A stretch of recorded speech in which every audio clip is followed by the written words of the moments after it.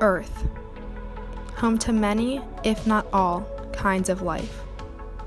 Animals, oceans, people, all of these are only able to thrive on this planet, slowly killing the only place they can survive, the only place we can survive. We're essentially draining it of life, draining it of everything that we need to survive. And we need to stop now. Global warming and climate change in general has drastically affected animals' habitats, it's affected their migration patterns, and the reason for that is the weather is no longer reliable, it's no longer consistent.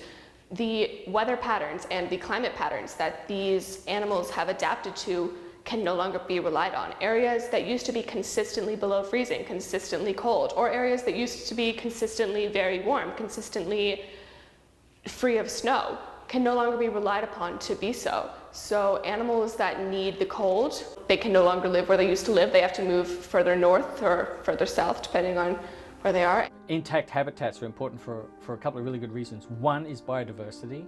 If you don't have intact habitats, you cannot fit as many organisms on the face of the earth. Anytime you modify a habitat, there's less room for organisms to be. So intact habitat is important for biodiversity.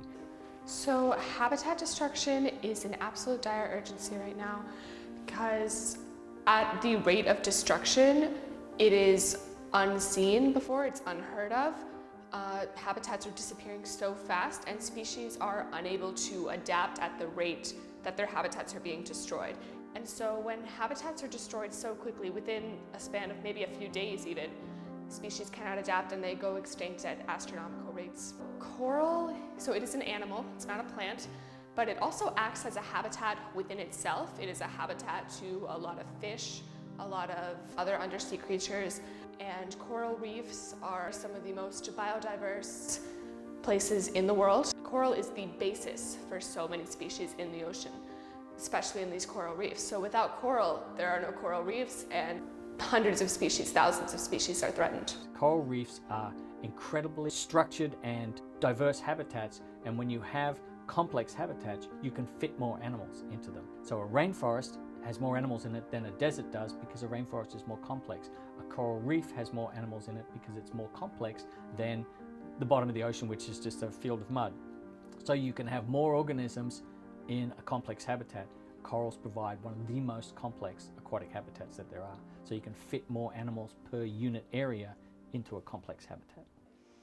If I could ban anything harmful to the environment, goodness, single-use plastics, I do not believe that they are necessary. I really don't understand why we continue to rely on expensive, non-reusable technology that we do not need. It's really important that people go out and experience it, see it, get bitten by things, get dirty, and see nature, because it's only then that they're going to care enough to do something about it. I think young people now are better educated than they ever have been in general, and they also feel very empowered, as they should be.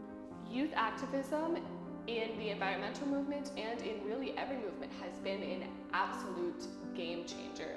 It has raised awareness of issues, it has led to the passage of legislation, it has brought attention to causes that otherwise would not have received that attention. You can see your future and it doesn't look good. We can model and predict the future and we can show it to you, and you should be suitably appalled and panicked. And for most young people, they are, and they're starting to do something about it.